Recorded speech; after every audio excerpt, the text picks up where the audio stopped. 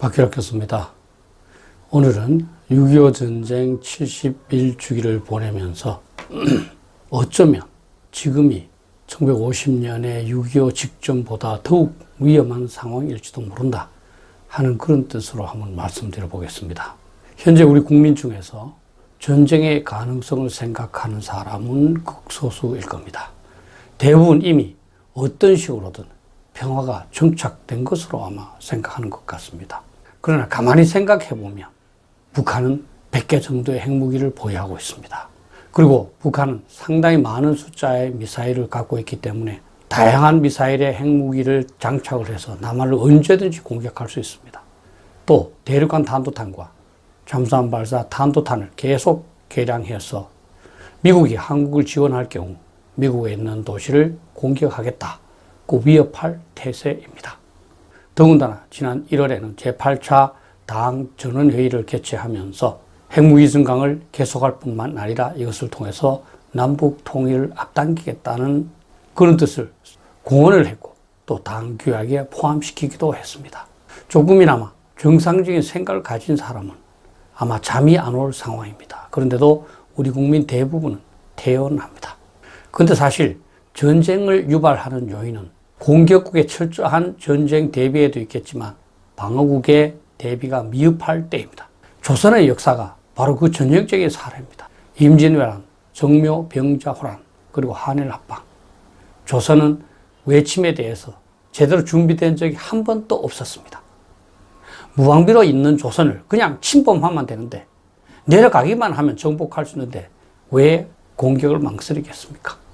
그 결과로 수많은 사람들이 죽고 비극을 감내해야 했었습니다. 그 죽은 사람, 그 고생한 사람 중에 저의 조상, 여러분들의 조상이 있겠죠. 가까운 전쟁 무대비는 6.25 전쟁 직전에도 있었습니다. 당시 최병덕 국방부 장관은 뭐라고 했습니까? 아침은 서울에서 먹고 평양은 점심에서 신의주에서 저녁을 먹겠다. 북한은 쳐들어올 힘도 없고 쳐들어올 의지도 없다. 그런데 북한이 탱크를 앞세워서 돌진하자마자 우리는 파죽지세로 무너졌습니다. 그래서 한 달도 되지 않은 사이에 낙동강성까지 밀리게 되었습니다. 미군이 개입하지 않았으면 그때 적화 통일되는 거죠. 자, 그러면 현재는 우리가 제대로 대비하고 있습니까? 북한이 저렇게 100개 이상의 핵무기를 만들고 우리를 위협하거나 공격을 해서 남북 통일을 앞당기겠다고 할 때 우리는 뭘 하고 있습니까, 지금? 계속 평화 타령만 하고 있습니다. 삼화법에 여러분들 잘 아시지만 이런 말이 있습니다. 천하수환 망전필위. 천하가 비록 안전하다 하더라도 전쟁을 잊어버리면 반드시 위험해진다. 우리 가끔 그런 얘기 합니다. 옛말 틀린 거 하나도 없다고. 조선시대의 역사처럼 우린 또 평화를 바라면서 말로만 국방을 하고 말로만 안보를 하고 있는 것 같습니다. 그러니 6.25 직전보다 더 위험하지 않겠습니까? 6.25 직전엔 탱크만 가졌지만 이제 북한은 핵무기를 갖고 있습니다. 한 발에 수백만, 수십만이 죽는 핵무기를요. 조금 시기가 지났습니다만 2019년에 제가 중심이 돼서 세미나를 한 내용을 한번 소개해 드리고자 합니다. 당시 세미나 제목은 6.25 전쟁 다시 일어날 수 있다 하는 거였습니다. 그 당시도 이 6.25 발발에 즈음해서 안보 경각심을 불러일으키기 위한 세미나였는데요. 2019년 6월 20일에 국회에서 했습니다. 한반도 선진화재단 국방선진화 연구회가 중심이 됐죠. 그래서 두 사람이 발제를 했습니다. 첫 번째 주제는 북한의 입장에서 6.25 전쟁과 지금을 비교해보는 것이었습니다. 두 번째는 남한의 입장에서 6.25 전쟁 직전과 지금을 비교하는 내용이었습니다. 당시에 코로나가 없어서 많은 사람들이 참가했고 열띤 토론을 했습니다. 그러나 사실은 여러분도 잘 알다시피 세미나라는 것이 그 당시 그 현장에서만 비분간개하지 지속되지 않는 것 같습니다. 특히 우리 정부가 비핵화라는 꿈만 꾸면서 북핵 대비라는 현실을 직시하지 않기 때문에 그때보다 지금 상황은 더욱 나빠졌으리라고 생각을 합니다. 당시 북한의 시각에서 6.25 직전과 현 상황을 분석한 사람은 경기대 교수였던 김기호 교수였는데요. 보시는 바와 같이 국제정세, 국내정세, 핵전력, 군사전략, 지도자, 정치, 경제, 외교, 국민 이런 다양한 요소들을 고려해서 비교를 했습니다. 결국은 주관적일 수밖에 없습니다만 전체적인 동그라미 숫자를 보면 6.25 전쟁 직전에 북한이 12개의 동그라미였다면 지금은 23개의 동그라미라는 겁니다. 6.25 전쟁 직전에 비해서 북한은 훨씬 유리해진 상황이라는 겁니다. 핵무기 한 발이면 한국이 항복할 수도 있는데요. 압도적으로 유리한 상황이라고 할 수도 있는 거죠. 한국 입장은 현재 한국전략문제연구소 부소장을 담당하고 있는 주은식 예비역준장이 분석을 했습니다. 이제 주 장군은 국제정치, 국내정치와 함께 리더십 요소를 굉장히 좀 중요하게 이렇게 봤습니다. 그러면서 국가 전략은, 군사 전략은, 동맹 형태는 유형 전략, 무형 전략, 종합국력 이런 다양한 요소를 통해서 봤습니다. 그렇게 해서 주은식 장군이 평가한 결과를 보면 6.25 당시에는 우리가 유리한 게 5개, 대등이 3개, 불리한 게 5개였다는 겁니다. 그런데 현재 상황에서 보면 북한에 비해서 우리가 유리한 것은 2개밖에 없다. 그것은 동맹하고 종합적인 국력이 되겠죠. 그리고 나머지는 대등하거나 불리하다는 겁니다. 주 장군의 분석에 봐서도 6.25 전쟁 직전에 비해서 남한의 태세는 오히려 나쁘다 하는 겁니다. 이것을 종합해보면 북한 입장에서 보면 6.25 직전과 비교해서 현재가 더욱 유리한 상황이고요. 한국의 입장에서 보면 6.25 직전보다 현재가 더 불리한 상황이라는 겁니다. 전체적으로 보면 6.25 전쟁에 비해서 북한이 현재 전략적으로 더욱 우세한 위치에 있다. 또 우리 한국은 더욱 열세한 위치에 있다. 이렇게 봐야 되는 겁니다. 주은식 장군이 사용한 자료 중에서 한 가지만 강조를 해드리면 남북 한의 병력 수입니다. 우리 국민들께서는 남쪽이 이제 2배 정도의 인구가 되고 하니까 북한군보다 우리가 많은 것으로 생각하는데 그렇지 않습니다. 북한군이 우리의 2배 정도 됩니다. 그리고 지금 이제 사단이나 여단을 계속 줄여나가기 때문에 우리는 더욱더 열세한 편이죠. 무기 장비의 질은 좀 좋을 수 있겠습니다만은 질이 양을 얼마 정도 사실 커버할지는 그거는 누구도 말할 수 없는 숙제입니다.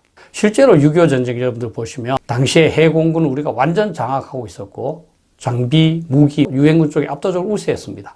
그럼에도 불구하고 전선 상황은 해공군의 역할이 아니라 지상군의 진격과 후퇴에 의해서 결정이 됐고요. 그 지상군의 진격과 후퇴는 무기 장비의 질보다는 오히려 병력의 양에 크게 좌우받았습니다. 실제로 중공군이 인해 전술을 써서 유엔군을 패퇴시킨 것 아닙니까? 사실 개인 싸움에서도 영화에서는 1대 17도 가능하겠습니다만 실제 싸움에서는 사실 한 사람이 2사람을 이기기가 쉽지 않습니다. 당연히 북한은 많은 병력을 유지함으로써 경제에 문제가 생기겠지만 그 경제라는 것이 가난한 생활을 감수하겠다고 그러면 또 문제 없는 겁니다. 또 이들이 남한을 공격을 해서 남한을 진격하게 되면 상당한 부분을 현지에서 조달할 수 있기 때문에 식량이나 기름 같은 거요. 사실 남한의 경제력이 북한한테는 오히려 자원을 제공해주는 그런 결과가 될 수도 있습니다. 그리고 북한은 공격하는 입장이기 때문에 무기나 장비의 질적인 열세를 보완할 수 있는 나름대로의 창의적인 방법을 개발해서 공격하겠지요. 따라서 우리의 질, 경제력에 지나치게 의존하는 것은 위험하다는 것을 제가 말씀드리는 겁니다. 다행히 북한은 침략을 하지 않고 자제하고 있는 것으로 보입니다. 왜 그럴까? 저뿐만 아니라 모든 국민께서 나름대로 아마 추측을 하고 계실 겁니다. 일반적으로 생각해 본다면 국제정세 차원에서 중국과 러시아가 과연 지원할 것인가? 이게 가장 문제겠죠. 근데 우려스러운 변수가 하나 있습니다. 만약 중국이 미국과 경쟁하는 과정에서 한반도에서 대리전쟁을 한번 할 필요가 있겠다. 한반도에서 전쟁을 해서 미국의 힘을 빼고 미국을 전쟁의 구렁텅이로 한번 몰아넣을 필요가 있다. 이렇게 하면 대리전쟁을 촉발할 수 있는 거죠. 중국은 지원하겠다고 북한을 부추기면 되는 겁니다. 두 번째는 아마 전쟁으로 인한 위험이 크지 않겠습니까? 그죠? 만약에 자신의 계획대로 되지 않는다면 북한이 자멸을 하는 것이고 특히 북한 정권은 붕괴할 수밖에 없지 않습니까? 그런데 만약에 지금 경제 사정이 계속 나쁘면서 국제 제재를 받아서 자력갱생이 거의 불가능하다면 다시 말하면 어차피 망할 수밖에 없는 상황이라면 북한은 위험한 핵 위협 또는 핵 공격을 감행할 수도 있는 겁니다. 또 많은 사람들이 얘기합니다. 북한이 내부적으로 문제가 많을 거다. 군대 사기도 떨어져 있을 것이고 식량, 탄약 등 모든 준비가 불충분할 거 아니냐. 저런 상황에서 어떻게 전쟁을 할 수 있겠느냐. 충분히 일리 있는 말입니다. 근데 아까도 말씀드렸지만 공격하는 사람은 자기 사정에 맞도록 공격 계획을 만드는 겁니다. 만약에 북한이 단기전 수행을 목표로 해서 집중적으로 준비한다면 저는 가능하다고 봅니다. 단기전을 수행하고 대부분의 군수물자를 남한에서 현지 조달할 계획을 세운다면 저는 북한이 공격할 수도 있다 이렇게 보는 겁니다. 또 사실 저와 같은 보수 인사들은 부정하지만 그래도 북한 지도자들도 핵무기 사용으로 인한 대량 살상과 세계적 비난을 아마 두려워할 수도 있을 겁니다. 그런데 그건 확신할 수 없지 않습니까? 만약에 북한 지도자들이 뭐 그 정도 비난이야, 두렵지 않다, 감수하겠다 말하면 전쟁을 일으킬 수 있는 거죠. 누구도 북한이 명확하게 무엇 때문에 전쟁을 발발하지 않는지는 알 수 없지만 현재 발발하지 않도록 만들고 있는 그 요인 중에서 한두 가지만 삐끗하면 전쟁을 발발할 수 있다는 겁니다. 북한이 전쟁을 발발하지 않기만을 희망할 것이 아니라 최악의 상황에 대비해야 된다는 것이고 그것이 바로 올바른 국방에 대한 태도입니다. 그런데 더욱 문제가 되는 것은 남한이 사실은 북한의 공격을 유혹하고 있는 부분이 많다는 겁니다. 북한이 가장 두려워하는 것이 한미동맹일 텐데요. 지금 한미동맹의 경고성이 상당히 약화된 상황입니다. 한미연합훈련 거의 실시하지 않고 있습니다. 2018년부터 지금까지 훈련 안 하고 있습니다. 그렇다면 북한 입장에서 보면 훈련 안 된 부대네, 또 미군을 훈련 안 된 부대는 투입 안 시킨다는데 공격의 요인이 생기는 거죠. 옛날에는 북한에 도할 위험이 있거나 조금이라도 위험한 상황이 생기면 한미 정부는 긴밀하게 협의를 했습니다. 지금 그렇습니까? 그렇지 않습니다. 북한으로서는 한미 간에 상당한 균열이 있다 이렇게 볼 수 있는 거죠. 또 여러분들 잘 아시다. 한국의 국내 정치가 불안할 뿐만 아니라 오로지 정치 싸움에만 몰두하고 있는 거 아닙니까? 많은 사람들이 대통령이 되겠다고 말하지만 국가 안보, 이 북핵 문제를 어떻게 해결하겠다고 말하는 사람은 아무도 없습니다. 또 국민들도 관심을 갖지 않아요. 또 언론도 묻지를 않습니다. 지금 유력한 대선 주자 중에서 북핵에 대해서 어떤 입장을 밝힌 사람이 있습니까? 또 요구한 바가 있습니까? 언론이? 현재 전방에서 우리 한국군 후배들이 열심히 경계근무를 서고 있습니다만 저는 과연 그들이 북한의 기습 공격을 막아낼 수 있을 만큼 철저히 하고 있는지 조금 의심스럽습니다. 정신 자세가 옛날에 비해서 아주 해이된 것은 사실이고요. 또 전반적으로 한국군의 경우에 군에게 항상 강조하는 항제전장, 언제나 전장터에 있는 것처럼 행동해라 하는 이 정신이 많이 약화되어 있습니다. 전반적인 훈련 수준도 미흡하죠. 북한의 입장에서 보면 기습 공격이 가능하겠다, 들키지 않고 서울을 먹을 수 있겠다 이렇게 생각하지 않겠습니까? 더욱 문제가 되는 것은 북핵 대비 태세입니다. 우리 한국군은 현재 북핵 대비 태세 거의 안 하고 있습니다. 이전 박근혜 정부에서는 삼축 체계라고 해서 한계가 있지만 북핵 대비를 열심히 해왔습니다.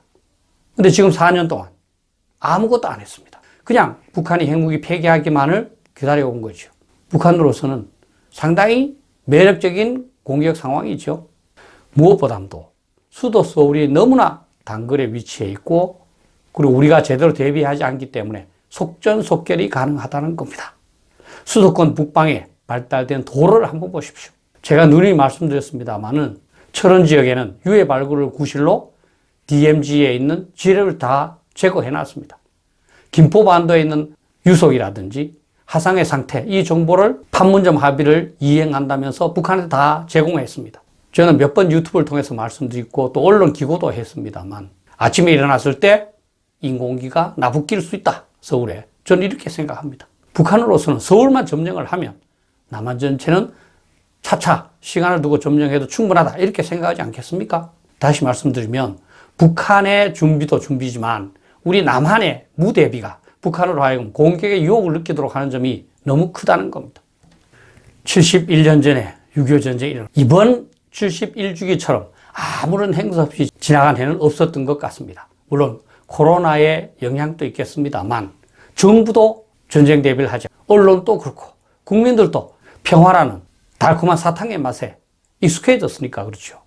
전쟁이 일어나지 않는다는 이런 정신적 해이가 전쟁 유발의 가장 위험한 요인이라는 겁니다. 사고 발생하기 전까지는 모두가 안전하다고 말합니다. 걱정하지 말라고 그럽니다. 그러나 사고가 나고 나면 그때서야 후회할 소용없는 거죠. 올바른 사람은 사고 나기 전에 언제나 사고 날 가능성을 보면서 대비하는 겁니다. 그리고 전쟁이라는 것은 워낙 중요하기 때문에 전쟁이 일어날 확률이 20%, 30% 돼야 대비하는 게 아닙니다. 1%만 있어도 대비하는 게 전쟁입니다. 우리가 1%의 가능성이 있어도 암에 대비해야 되는 것과 똑같죠. 왜냐하면 그것은 생명을 담보로 하는 거니까. 국가의 생존을 담보로 하는 것이 전쟁이기 때문에 그렇습니다. 제가 말씀드리지 않아도 다 아시지만 현 정부의 안보 회의는 심각한 수준입니다. 역사상 아마 이런 정부는 없을 겁니다. 북한은 핵무기를 계속 증강하고 있는데 핵 대비는 하나도 하지 않으면서 비핵화 연본만 하고 있는 거죠. 국민들은 좀 전쟁을 잊고 싶어 합니다. 힘드니까요. 그러나 정부가 그러면 안 된다 하고 경각심을 고취시키죠. 그리고 사실은 정부가 조금 해이해져도 군대만은 절대로 그래서는 안 된다 하면서 철저하게 전쟁에 대비합니다. 그런데 우리는 국민, 정부, 군대 모두 북핵 또는 전쟁에 대비하지 않는 것 같습니다.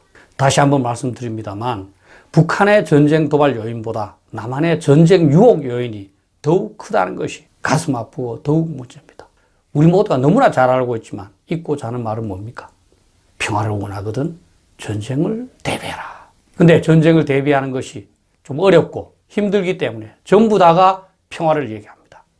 평화를 주장함으로써 평화가 올 수 있다면 이 세상에 왜 군대는 있고 왜 전쟁은 있겠습니까? 미국처럼 저렇게 강력한 국가가 왜 저렇게 많은 국방비를 쓰면서 대규모 군대를 유지하겠습니까? 평화를 얻으려면 전쟁을 대비해야 한다는 것을 체험을 통해서 뼈저리게 느꼈기 때문입니다. 그런데 우리는 조선시대 때부터 수차례 전쟁을 대비하지 않아서 평화를 상실하고도 아직도 역사의 교훈을 느끼지 못하는 것 같습니다. 평화에 도취되는 만큼 전쟁은 가까워지고 있다고 봅니다. 감사합니다.